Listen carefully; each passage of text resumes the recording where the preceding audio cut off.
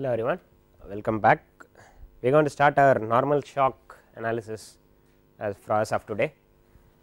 I already gave a little bit of background last time, little more physical field today, as in we already had this particular example of a whole stadium full of people.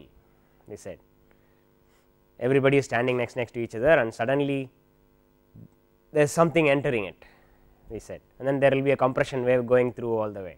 That is what we were talking about. Now, if I say it is not just a simple compression wave, but it is a bulldozer just walking through, it does not care for people, it would not wait, it will just walk through, just go straight in. Imagine something like that. What will happen? There will be a whole set of people who will be piled on top of each other trying to run away from this. Okay. If I think about a set of people getting crowded in some small area as higher pressure compared to the remaining area, then suddenly just in front of the bulldozer there will be a lot of pressure, right. There will be a lot of crowd trying to adjust going past this bulldozer, that is what they are trying to do in this.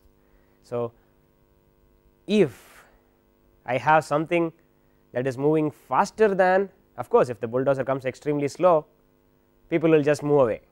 By the time it comes close, they will wait for it to come close and then they will just walk away.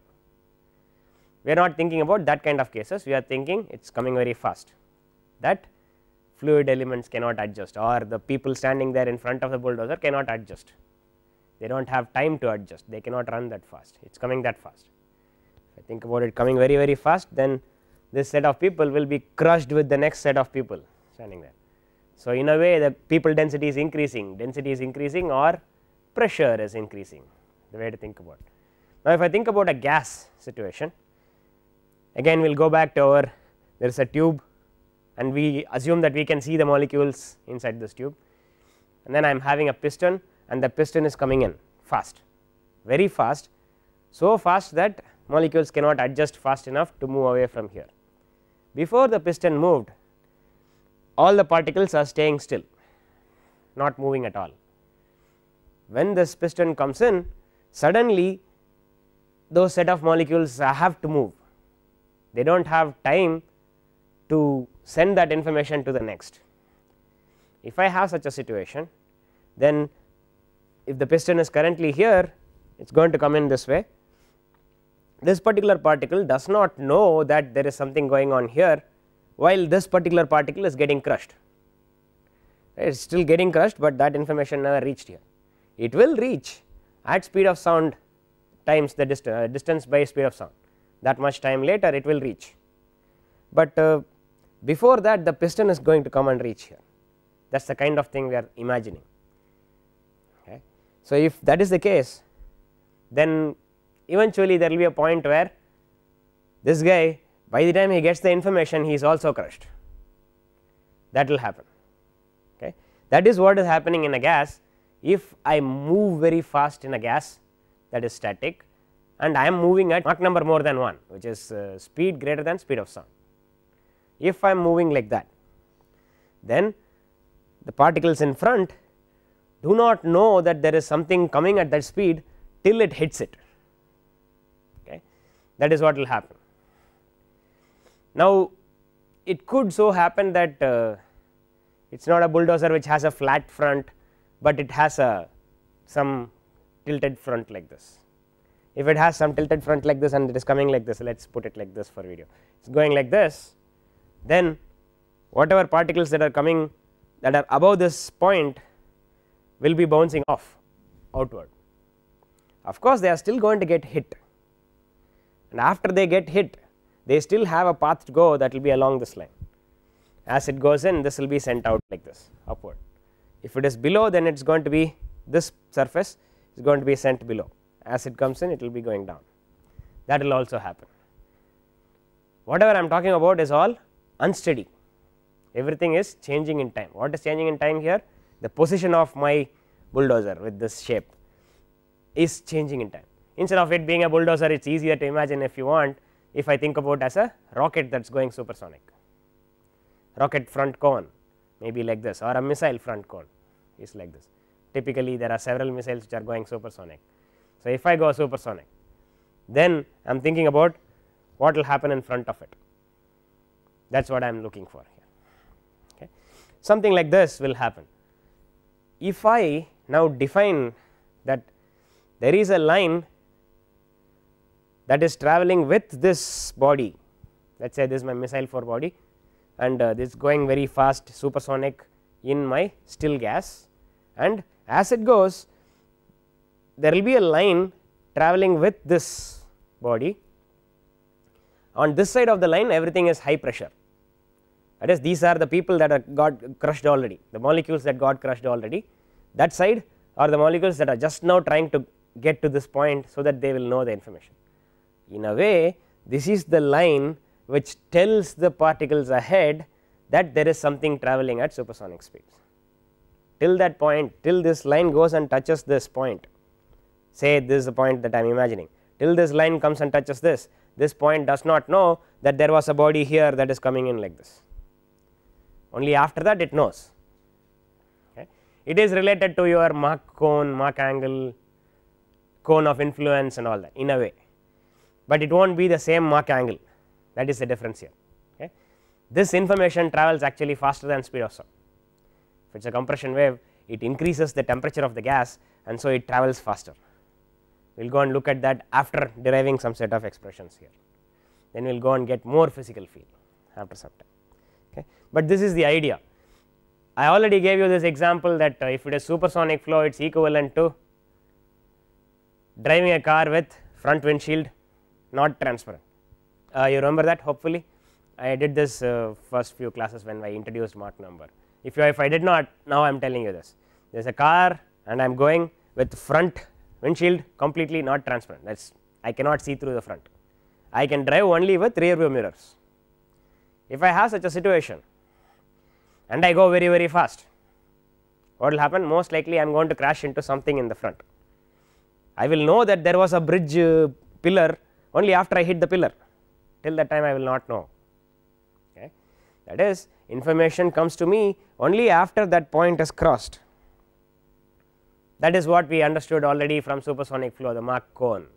I am going to say if this is the point that is sending out the disturbance, if I am going this way I will know it only after I have crossed this point and gone there, this Mach wave will come and tell me the information there later. That is equivalent to my having a rear view mirror and seeing that it is happening here, something like that, just a rough estimate, the easy way to remember things. Okay. So, you can obviously imagine now that if I ever drive such a car with this completely not transparent in the front, opaque in the front, we will have a serious problem, we will always end up crashing into something in the front. Okay.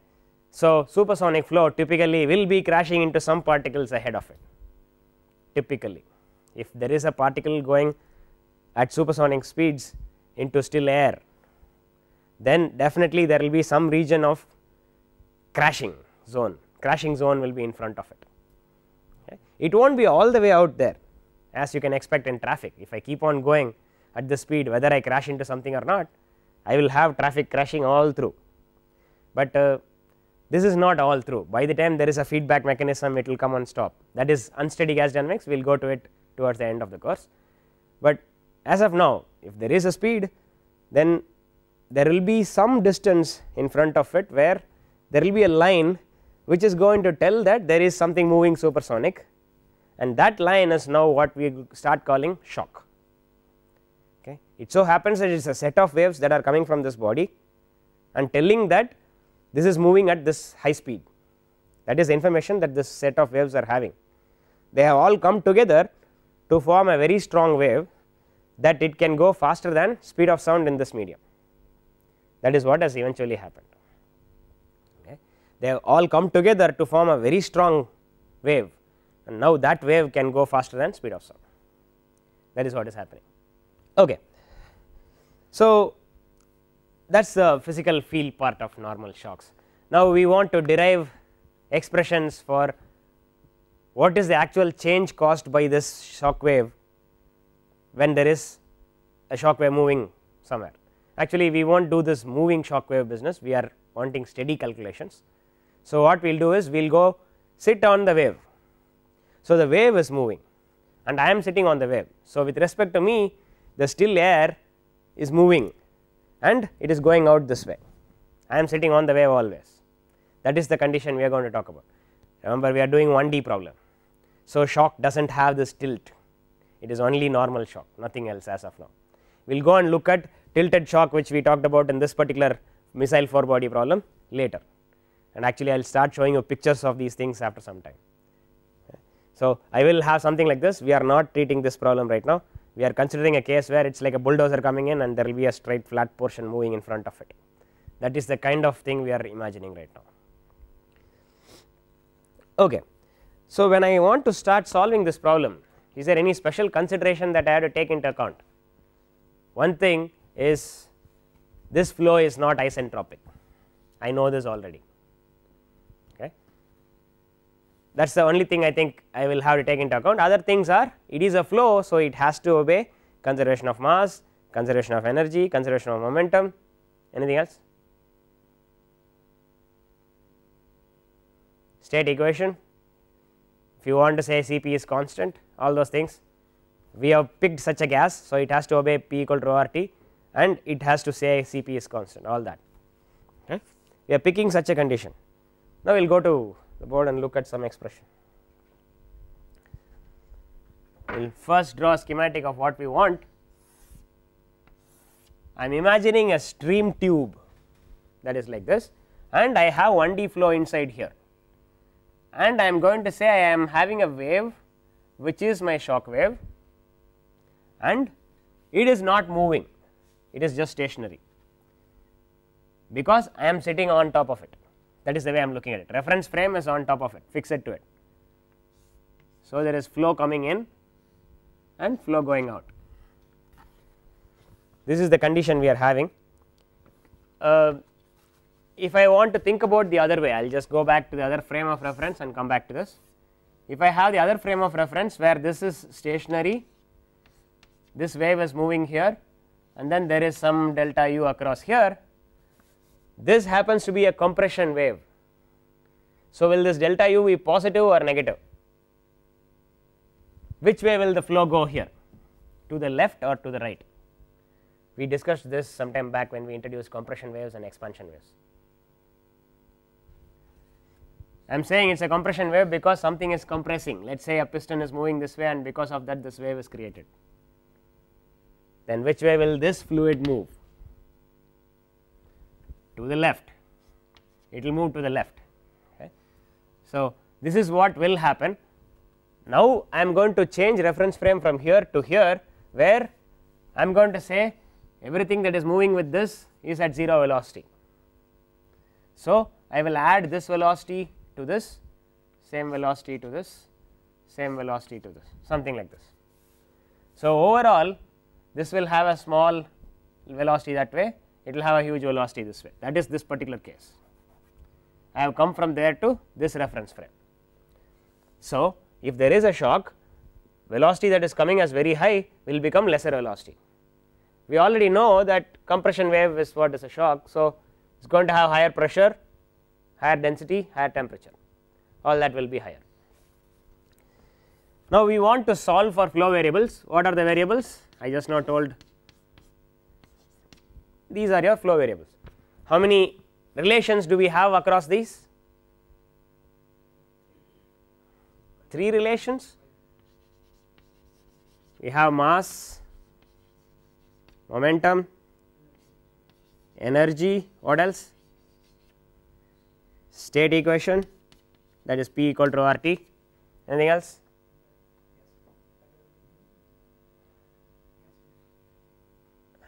Gas constant? Cp equal to constant you are saying. What is the other relation? Sometime back we listed 5. What was the 5th one we listed?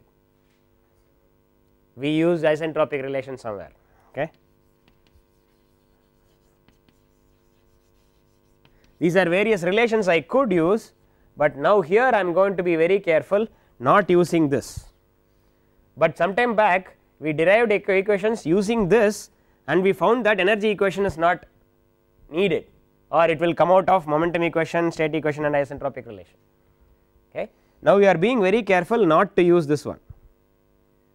So, we are going to use only these 4. We are having 4 variables, we want to solve with 4 relations, it will be solved. So, that is all we need. Okay. That is why I put this up. We will not use isentropic here, because I know a priori that it is not isentropic flow. We will keep it like that. Now, what do I expect in such a case? Now, I will erase this portion, I just want to keep this shock. Actually, no, I will go to the next board. This is my shock, 1 and 2 are my states, and I just want to put what will my property look like across all this.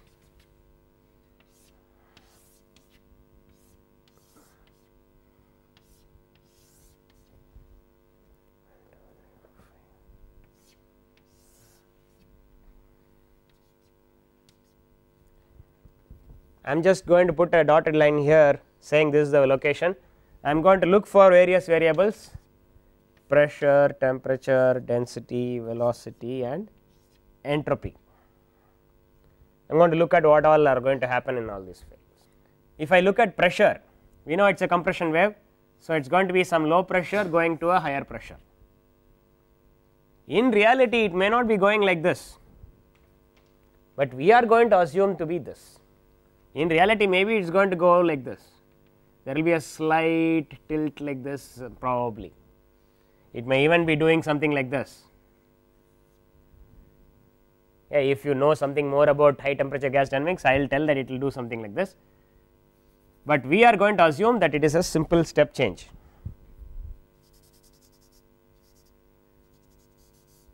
That is the assumption used in our gas dynamics course. We will assume that it is just this, temperature going to rise, density it is of course going to rise, velocity we know that it is going to decrease, entropy, what will happen to entropy? It has to increase, it cannot decrease.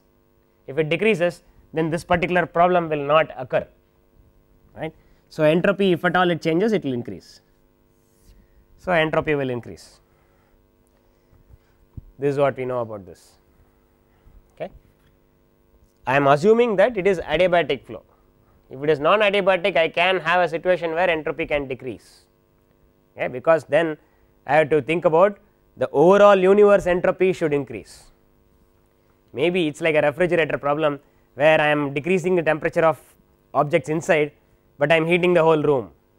So, overall entropy increases, entropy inside the fridge will decrease, okay. Something like that can happen. So, entropy of the universe should increase. I am thinking it is an adiabatic system, isolated system. If that is the case, entropy of that system should increase. That is the condition I am using here when I am thinking about this problem. There is no heat transfer across these streamlines, that is my assumption. Now, I could have a lot of possibilities. In real flows, there will be so many possibilities. We will just give you, if I already showed you some examples with hand, I will just put it out here. There could be a case where there is a body like this, it is going supersonic flow, flow is going like this, with respect to this body flow is coming in, there will be a shock like this. That is, till this line everywhere this side it is all same pressure as this, after this the pressure is different. Only after this fluid knows that something like this body is sitting here, and then it turns around and goes, that is this special line shock, okay. Till that point it will not know. This will happen only in supersonic flows, in subsonic flows such thing will not happen. Another case could be a very nice slender thin sharp object, then it may have some that line very close to this object and a straight line. If this is a straight line, this is a straight line, something like that, and this flow will turn like this.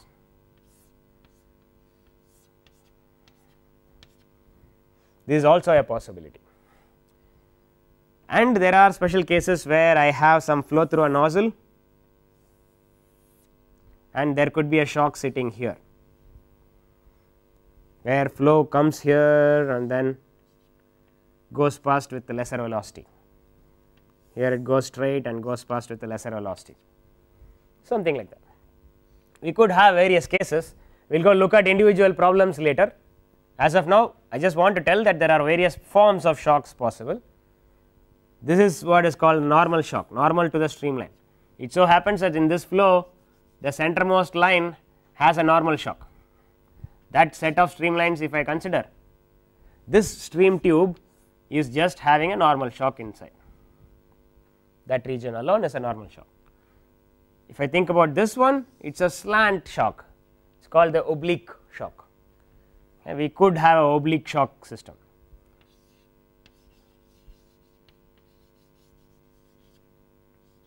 Oblique shock, this is a normal shock that is perpendicular to the flow direction, okay. And this overall thing, if there is something like this, it is called the bow shock, looking like a bow, right. So, it is a bow shock. Okay. I could say that bow shock is actually a shock where it is not a straight line, it is actually a curved shock. Curved shock has its own effects, we will look at something like this later, okay. It will start having more problems.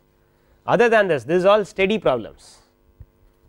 If I have a blast wave, some bomb exploding, okay, I have a ground and I exploded a bomb here, there will be a shock traveling outward from that center. This is a case where there is moving shock, shock is moving as it goes out, and as it moves it is compressing the air. So, when the shock is here, inside this everywhere it is high pressure, outside is atmospheric pressure. When the shock goes here, this full region is higher pressure and outside is atmospheric pressure, like that it keeps going, it is compressing the gas as it goes out. This is a moving shock, one example of moving shock. I could have so many other examples, we will just pick one and just live with it for now, okay. We will go look at unsteady problems only later towards the end of the course. As of now, we will just deal with these kind of shocks, of which first thing we will deal with is only normal shock, okay. So, we want to derive stuff because 1D assumption is very easy to work with if it is normal shock, okay. So, we want to solve for flow variables and we want to use mass, momentum, energy and state equation, only those. So, we have to pick the correct control volume. I am going to say my stream tube I am considering is constant area. I need not say this, maybe I have a case where I have some duct like this and then there is shock sitting here where area is decreasing, but locally if I zoom in this region, that will look like this, and I said shock is very thin, that is our assumption. In our plots we said, go back here, in our plots I am saying that it is a sudden change, which means it is extremely thin. Even if I zoom in this region and expand this scale, it will still look like this, that is my assumption. So, when I have such an assumption, I can go back there and say my shock is a very thin line, that if I zoom in, let us say I will take one step back and zoom in after that. If I just zoom in that region, it may be looking like this and a shock here. If I zoom in further, it will look more like something like this.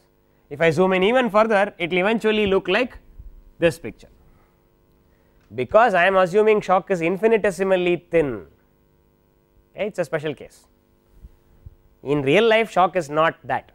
So, there will be some effect of change in area, we will not talk about that in our course, we want to understand to some extent, not to complete detail, okay. Our course has some scope and we will not go past that, okay. So, we are going to say that we are assuming constant area duct and I am going to pick a control volume around the stream tube across the shock. This is my control volume I am going to pick, and this is my state 1 and this is state 2. It has just gone past this, that is the only thing that happened, and I am going to say A1 equal to A2. Now, if I go to mass equation, it is becoming simpler. let us say this is equal to A. So, my mass equation m dot by A is a constant now, because A is also a constant, I divided by A. Okay. I am going to get this. I am trying to link all the variables across 1 and 2, that is the goal. Okay. So, I will have something like this. Next one, momentum equation.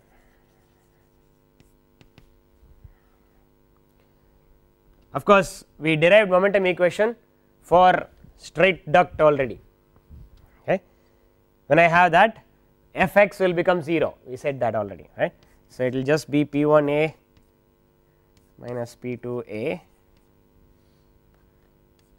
equal to, I could write it as rho u square A, or I will use this kind of explanation and I will put m dot times u2 minus u1. I could write it whichever way I want, okay. Both are right. Okay. I could have written this actual form as rho 2 u2 square times A minus rho 1 u1 square times A, where I have pulled out a rho 2 u2 and a rho 1 u1 and I know these two are equal, then that is equal to m dot by A. So, I could write it like this. Oh, I missed A, no, I did not miss any A. A is still inside this m dot, everything is fine. Now, we will divide this whole thing by A, and m dot by A can be replaced by either this or this. I have a choice. This is like algebraic manipulation trick, nothing more. Okay. So, I will write it as P1 minus P2 is equal to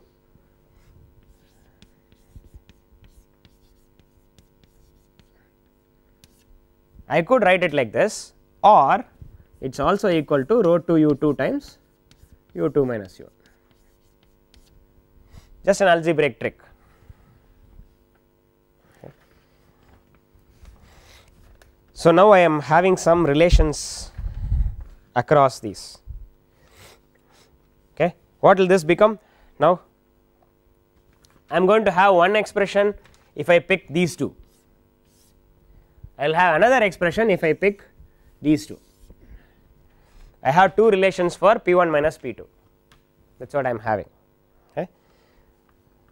I am going to do something special. I am going to take P1 minus P2 divided by rho 1 from this underlined thing, and P1 minus P2 divided by rho 2 from this flower bracket underlined thing, and then I am going to add those two. What will I get? I will have this plus this in there. When I do that, actually I will write one more step and then it will be easy for you.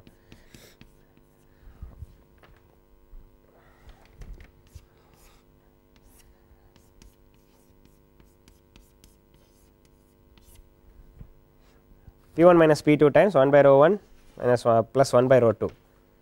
I am basically having two equations here, this and this is equal to that.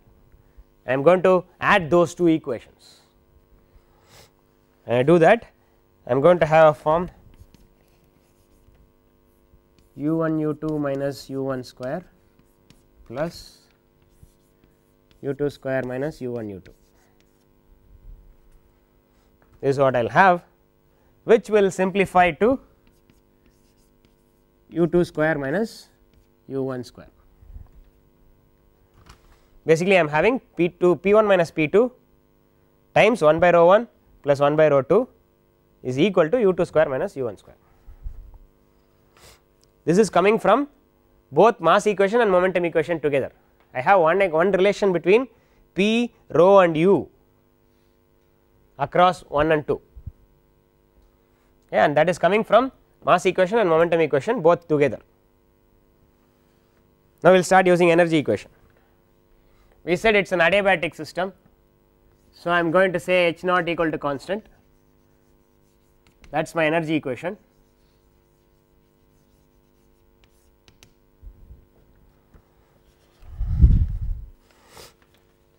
Remember that we are not using isentropic, it is just adiabatic. Okay. only if the flow is reversible also it will become isentropic. We are keeping it just adiabatic, no heat transfer across my stream tube or my control volume. So, my expression will become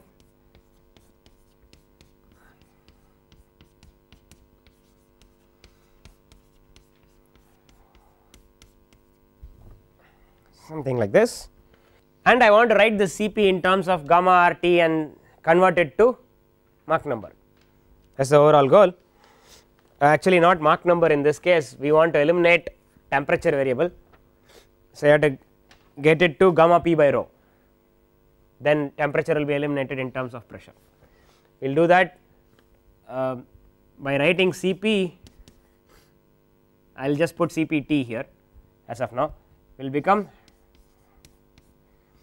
gamma RT by gamma minus 1, okay. And my I could think of this as a square and put gamma P by rho, or I could just say RT is equal to P by rho, P equal to rho RT. So, I am using state equation immediately there. So, this becomes gamma P by gamma minus 1 times rho. This is my Cpt.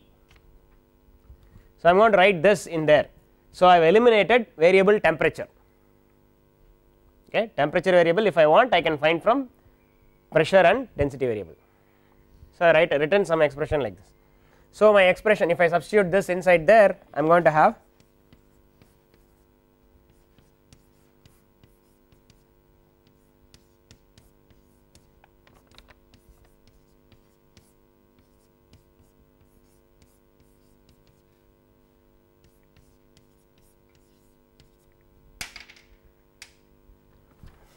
I will have some expression like that, and I am going to rearrange this such that I will get u2 square minus u1 square.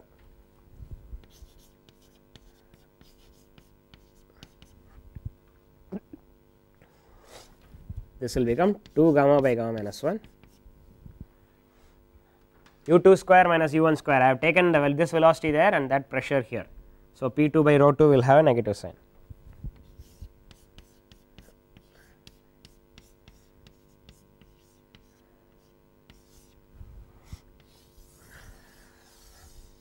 So, I have one expression here, and if I go to the previous board I have another expression here.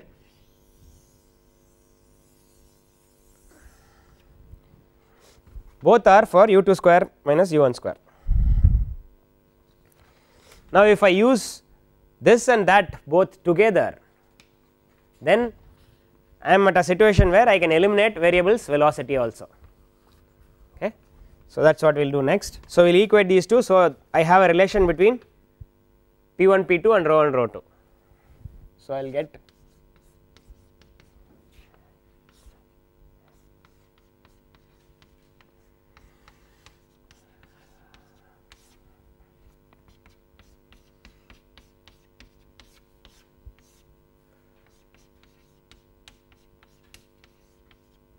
now for this manipulation algebraically I am going to multiply by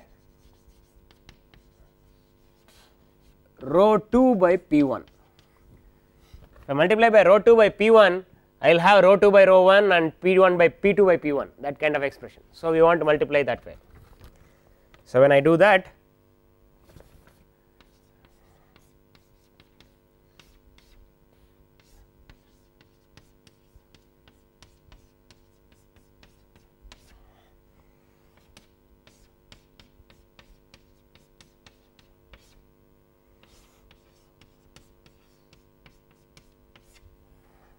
I will get to this form. Now, all I have to do is find P2 by P1 in terms of rho 2 by rho 1. So, I have linked one variable in terms of other variable. Once I know these variables I can go and substitute this in terms of u2 square minus u1 square, then I will know velocity variable, and then I will go and use Cpt equal to gamma by gamma minus 1 times P by rho. I will get the other expression, temperature variable.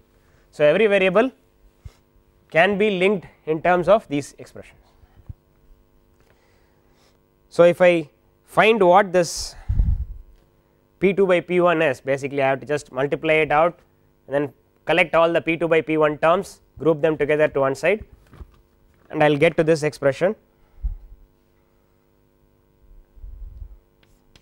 I am skipping one step here. You can rearrange this to get to this form. I have it written here, but I do not want to write it on the board.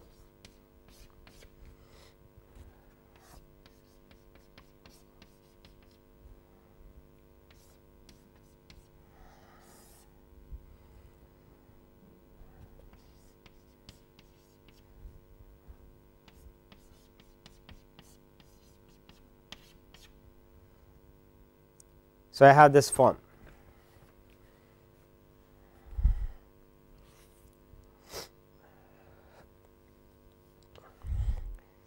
This is typically better written in some other form, so I will write that other form.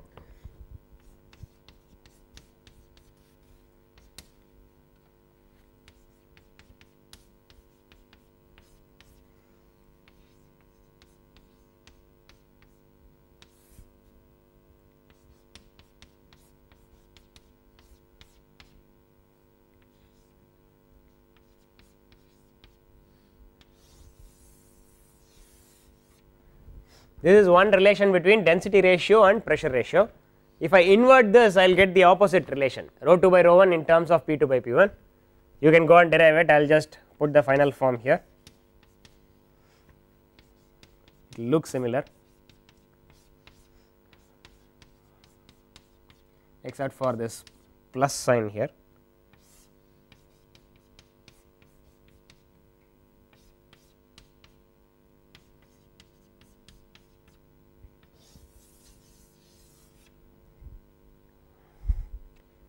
It so happens that from mass equation I can directly link, we know that rho 2 u2 equal to rho 1 u1. So, rho 2 by rho 1 is u1 by u2. Okay. So, I can say that this is also equal to u1 by u2 is also there. So, I am getting velocity ratio also in terms of pressure ratio in terms of density ratio, every ratio is given in terms of some other ratio. That is what we have done till now. Okay. Now, if I want to find temperature ratio, what should I do? Just gas law is simple enough. Okay. So, T2 by T1 P equal to rho RT, or P by rho is RT. Okay. So, I am going to get P2 by P1 divided by rho. So, it will be rho 1 by rho 2. So, this is my expression. So, if I want to find, I can find T2 by T1 in terms of P2 by P1 if I substitute rho 1 by rho 2 in terms of P2 by P1.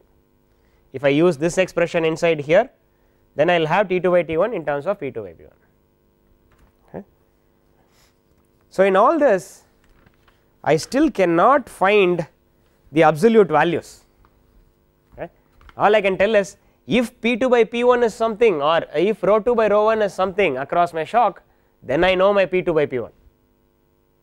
Okay. If my rho 2 by rho 1 is known, then I know my u1 by u2, or in a way I know u2 by u1. And if I know P2 by P1 and rho 2 by rho 1, I can find T2 by T1. That is all you have written. We still do not know absolutely what will happen.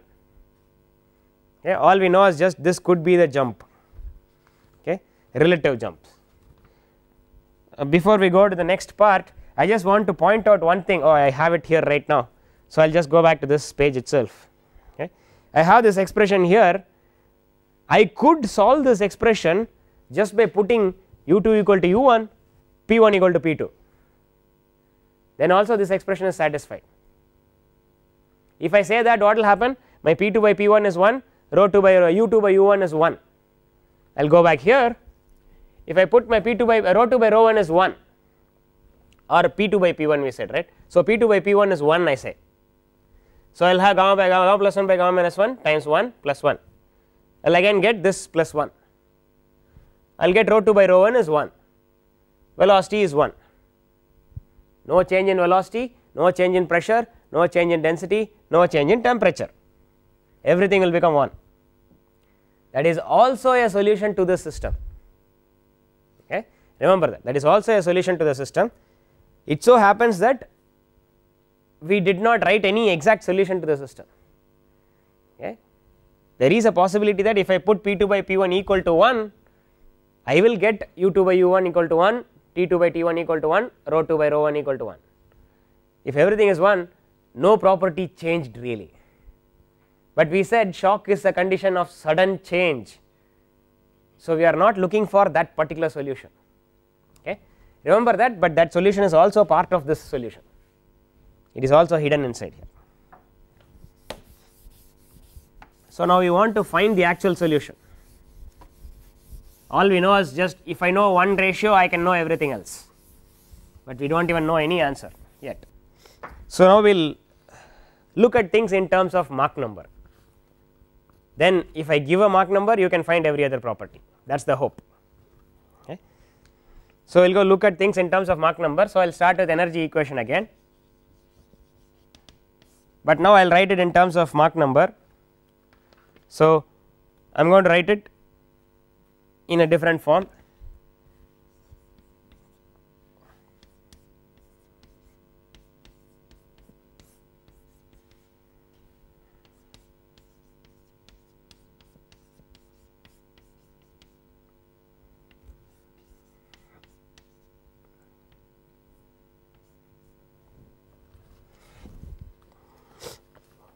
So, I have written this form, and momentum equation for constant area duct we know is P plus rho u square is a constant.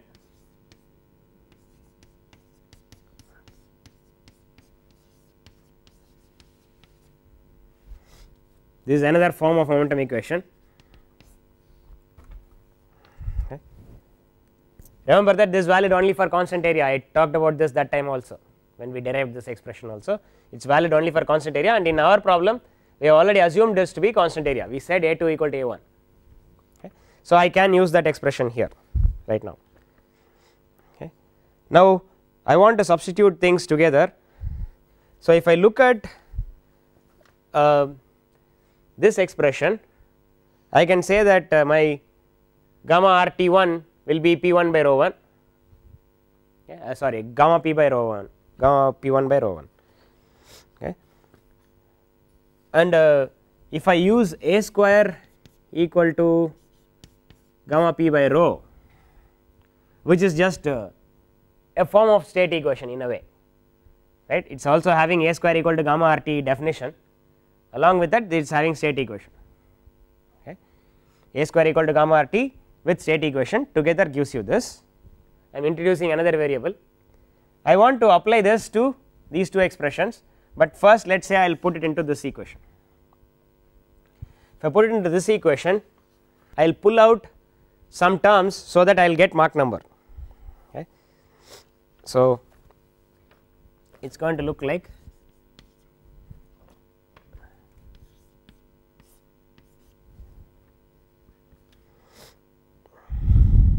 okay. What I have done is A square rho by gamma is my pressure, I am substituting for pressure in terms of density and A square, that is what I have done here, that is my P1.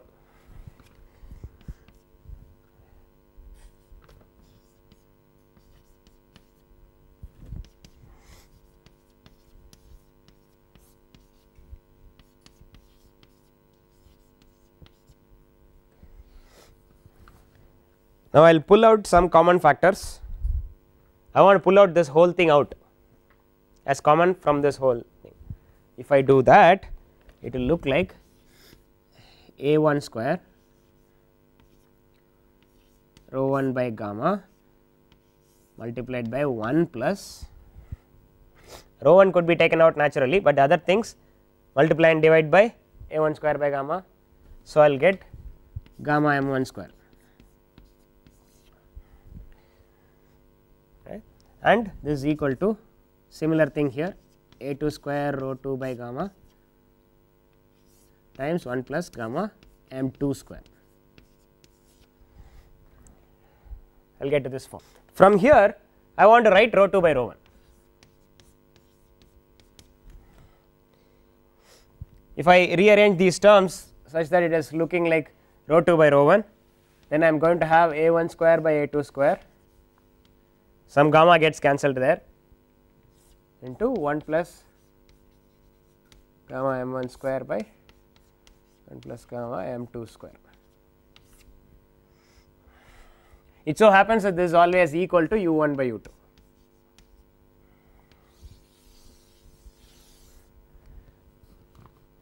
So, I have not really solved the problem yet, but it has come to a point where if I give m1 and m2, I can get the variables. That is where I am. How? This is going to be T1 by T2, this is going to be gamma r T1, gamma r T2, gamma r will get cancelled, this is actually T1 by T2. So, if I am given that set of ratios, I can get to the answer. Directly from here, I can write A1 square by A2 square is equal to T1 by T2. From here, I will take that T1 by T2 to this side. So, I will have P2 by P1 equal to rho 2 T2 by rho 1 T1 is equal to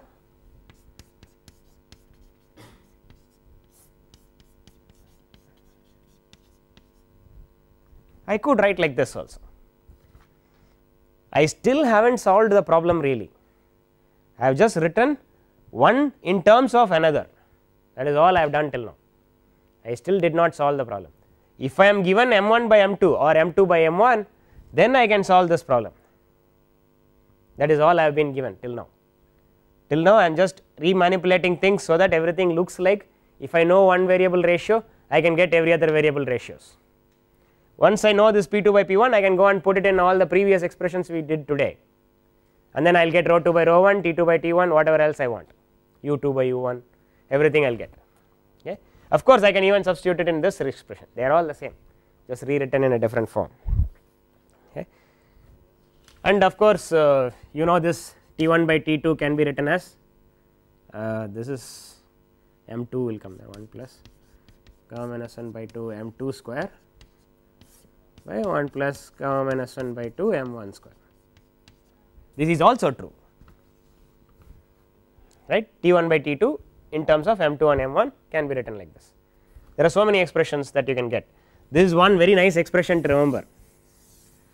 Remove the middle one, we do not need to remember this part, but P2 by P1 in terms of 1 plus gamma m square by 1 plus gamma m square. Okay. Remember that this is 2 by 1 and this is 1 on the numerator, 2 on the denominator. That is the one which will give you high number. P2 by P1 should be more than 1, you will get it to be this. Okay.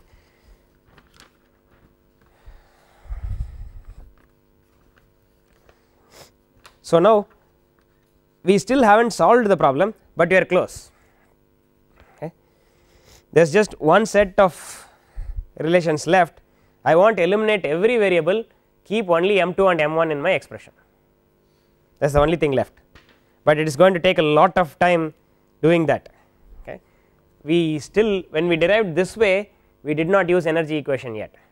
So, I have to use energy equation, momentum equation, mass equation all together, eliminate every variable, keep only m2 in terms of m1. When we do that, then we will be able to solve the problem. If I am given a m1, I can use that expression which we are going to solve tomorrow next class, and from that I will get m2. Now, once I know m1 and m2, I can get a P2 by P1. Once I know one ratio, I can get every other ratio. So, I can solve the full problem. Okay. We will pick up from this point next class. So, we will stop here.